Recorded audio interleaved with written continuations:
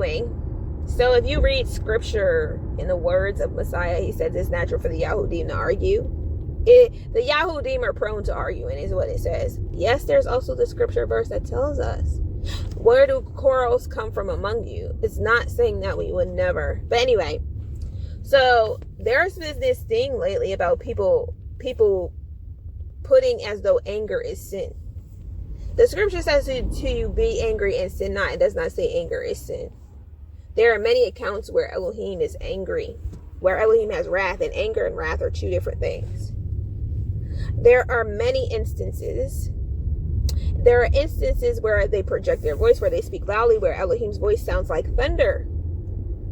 There are instances, I'm sure many people know about it, of Messiah going and turning in the tables. There's instance of him calling people vultures. There's instance of him calling them the dirty dogs. There are instance of him calling them what they were, or the seed of Satan. My concern is when believers do not know the teachings of Elohim or the word, or have not read it thoroughly, and they have this understanding that is not founded in scripture. And when I say, well, show me, it's not an argument, but like when they're genuinely like, hey, you want to judge it, you want to test it, the word absolutely says that. It says someone rises against you in judgment, condemn them to be in the wrong. Every tongue that rises against me in judgment, I will condemn to be in the wrong. So there's that righteous condemnation. There's a part of the righteous right ruling.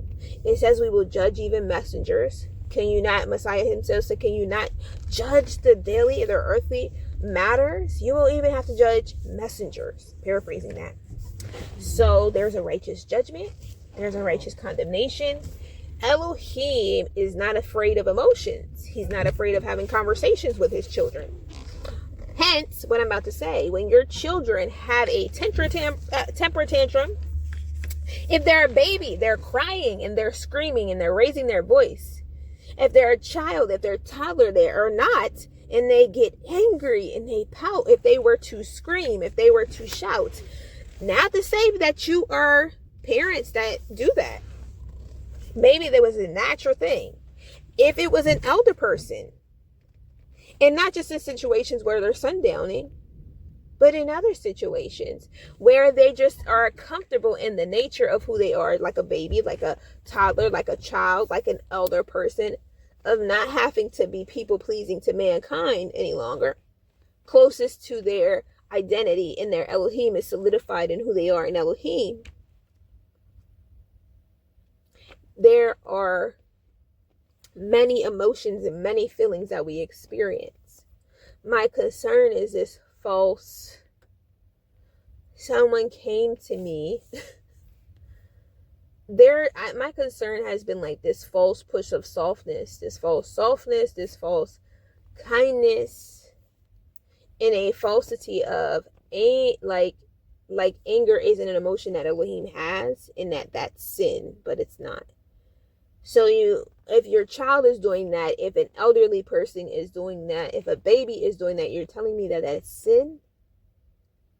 That's sin that goes against Elohim? If they're straightforward and they say, give me my toy back, is that sin?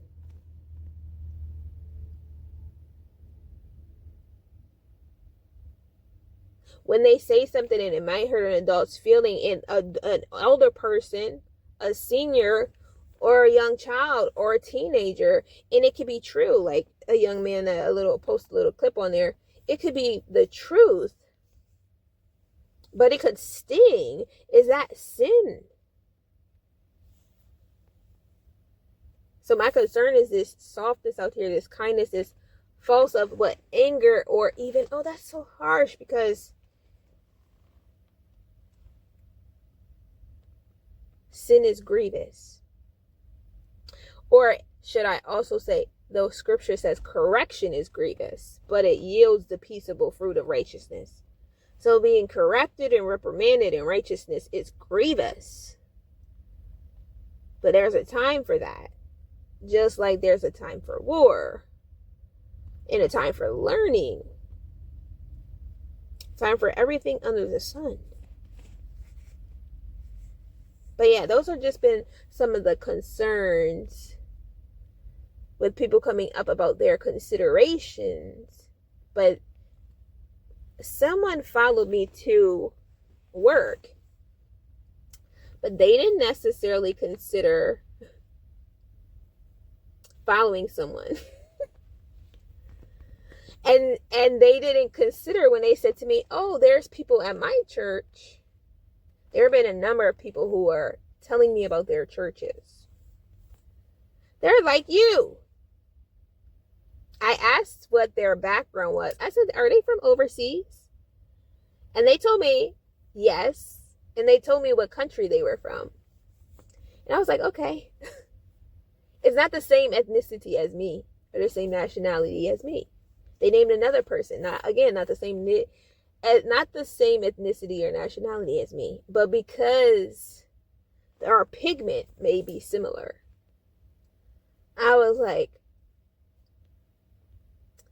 and that's kind of how it is also at times when,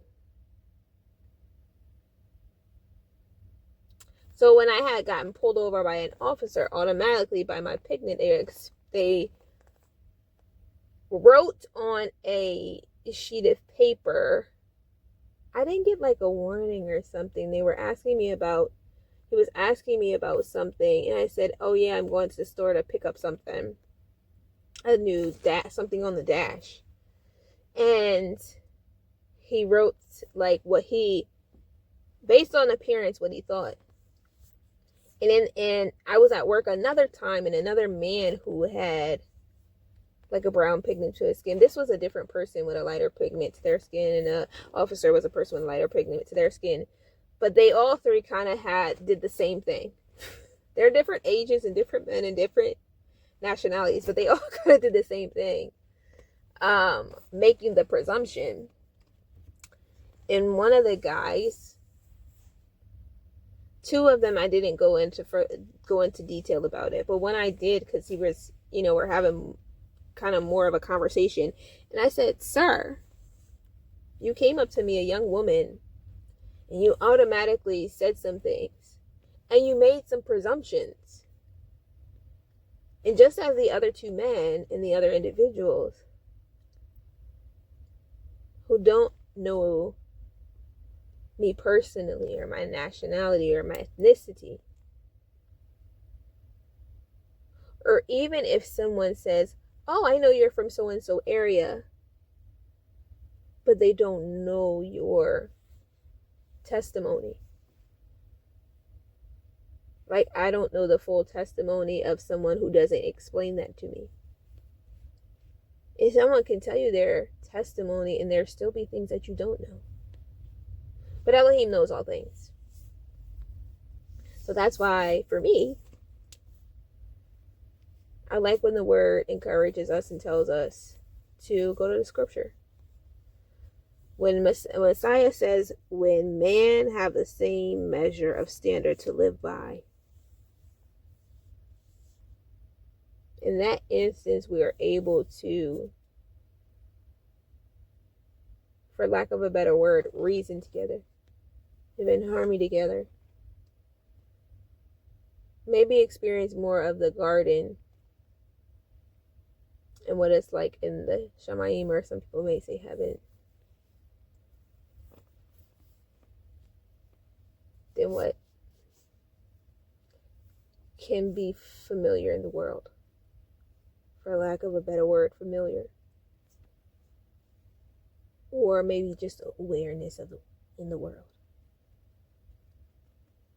Anywho, peace and blessings, Shalom, and Elohim. There were some unexpected things on today. Thank you for the day. Continue to be Abba. And your desires be done on earth as they are on the Shemai. You're perfect. And your desire is perfect. And I thank you. Peace and blessings to you all.